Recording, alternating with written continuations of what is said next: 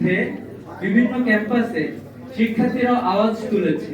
আপনারা দেখবেন যে গত দুদিন আগের ঘটনা, ডুয়েটে একই ঘটনা ঘটেছে যে সকল শিক্ষার্থীরা শিক্ষকরা মিলে প্রতিরোধ আন্দোলন গড়ে তুলেছে এবং আমরা দেখলাম সেখানে নির্মমভাবে হামলা চালানো হয়েছে বলে আমরা দেখেছি।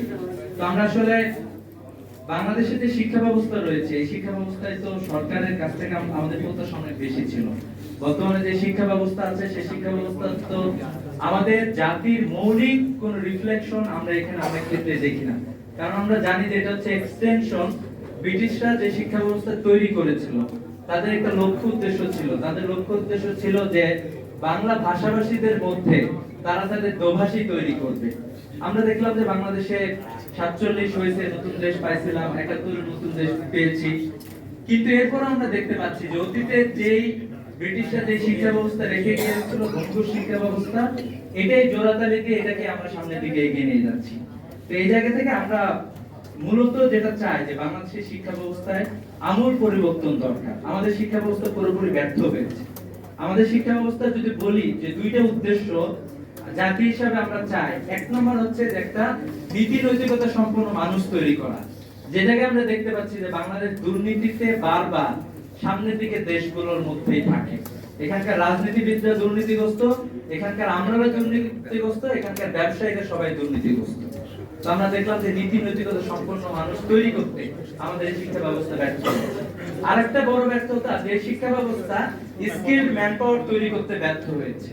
আমরা দেখি যে দিনের পরে দিন শুধু আমাদের বেকারত্বের সংখ্যা বেড়েই যাচ্ছে বারবার। এবং যে শিক্ষা ব্যবস্থা দেওয়া হয়, এই শিক্ষা ব্যবস্থায় মৌলিক কোনো গবেষণা নাই যে আমাদের মার্কেটে কোন চাহিদা আছে সেই আলোকে আমি যে একটা ডিপার্টমেন্ট খুলেছি একটা বিশ্ববিদ্যালয়ে, সে কি মার্কেটের আলোকে আমার ম্যানপাওয়ার প্রডিউস করতে পারতেছে? আমরা তো দেখছি এখানে ব্যর্থ হচ্ছে। আমরা বলি যে আমাদের চাকরি বাকরির অভাব, তরুণরা চাকরি পাচ্ছে না, কিন্তু পক্ষান্তরে আমরা এটাও দেখতেছি ভারতের মতো একটা রাষ্ট্র, যে রাষ্ট্রের জনগণ পৃথিবীর বিভিন্ন দেশে তারা ছড়ায় ছিটায় আছে। আপনারা একটু অস্ট্রেলিয়ায় দেখবেন, যখন ভারত আর অস্ট্রেলিয়া খেলা হয়, তখন ভারতের সাপোর্টার অস্ট্রেলিয়ার সাপোর্টার চেয়ে বেশি থাকে সেখানে। এরপর আমরা দেখতে পাই যে বাংলাদেশ হলো এমন একটা দেশ, রেমিটেন্স সাইড দিক দিয়ে বাংলাদেশ ভারতের 3-4টা দেশের মধ্যে একটা সবসময় থাকে যে ভারত বাংলাদেশ থেকে রেমিটেন্স সাইড করে প্রচুর পরিমাণে। সে জায়গায় আমরা আসলে আমাদের শিক্ষার্থীদেরকে আমরা কোয়ালিফাইড হিসেবে তৈরি করতে ব্যর্থ হচ্ছি। আমরা এটাও দেখছি যে আমাদের যে এখানে উন্নয়ন বাজেটের কথা বলা হয়েছে, কিন্তু এটা আমরা দেখতে পাই যে বারবার এটা বেড়ে যাচ্ছে এবং এটা হচ্ছে দুর্নীতির একটা বড় অংশ। আপনারা একটু শিক্ষায় দেখেন যে আমাদের যে শিক্ষায় ব্যয় করা হয়, শিক্ষা ব্যয়ের একটা বড় অংশ হচ্ছে অবকাঠামো নির্মাণ। অবকাঠামো লাগবে আমাদের, কিন্তু বড় ব্যয়টা সেখানে হয় আমাদের শিক্ষার কোয়ালিটি এনশিওর করার জন্য। আমাদের শিক্ষকদের বেতন এশিয়া মহাদেশের সবচেয়ে কম হচ্ছে বাংলাদেশের শিক্ষকদের বেতন। আপনি একটু তাকায় দেখেন, বাংলাদেশের প্রাইমারি স্কুলের যা বেতন, ভারতে একই শিক্ষক তার বেতন হচ্ছে ডাবল। এভাবে আমরা দেখি যে বাংলাদেশের শিক্ষা ব্যবস্থায় সরকার বারবার ব্যর্থ হয়েছে। আমরা বারবার বলে এসেছি বাংলাদেশ ডেমোগ্রাফিক ডেভিডেন্টের মধ্যে আছে, এখানে তরুণ সংখ্যা অনেক বেশি। এই তরুণদেরকে যদি আমরা ঠিকঠাক মতো গড়ে তুলতে পারি, বাংলাদেশকে আর পেছনের দিকে তাকাইতে হবে না। আমরা যে কয়েকটা দেশকে দেখেছি যে উন্নতির শিখরে আরোহণ করেছে, তারা মালয়েশিয়ার কথা বলি, ভিয়েতনাম, তাইওয়ানের কথা বলি, অথবা দক্ষিণ কোরিয়ার কথা বলি, সবাই দেখবেন যে এই ডেমোগ্রাফিক ডেভিডেন্টটাকে কাজে লাগিয়েছে।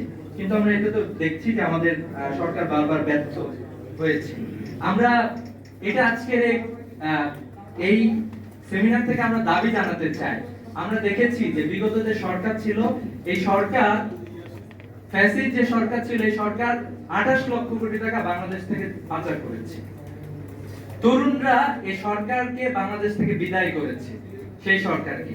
এজন্য আমরা বলতে চাই যে এই যে 28 লক্ষ কোটি টাকা বাংলাদেশ থেকে পাচার হয়েছে, সেটা ফিরিয়ে আনার জন্য বর্তমান সরকারকে কার্যকরী পদক্ষেপ গ্রহণ করতে হবে এবং সেই 28 লক্ষ কোটি টাকা বাংলাদেশের তরুণদেরকে ট্রেনিং এর জন্য ব্যয় করতে হবে। এটা আমরা দাবি জানাচ্ছি। বাংলাদেশের প্রত্যেকটা সেক্টরে তরুণরা কোয়ালিফাইড। আপনি একটু দেখবেন যে তরুণরা সাংবাদিকতা করতেছে, তারাও নানা ধরনের যোগ্যতা সম্পন্ন।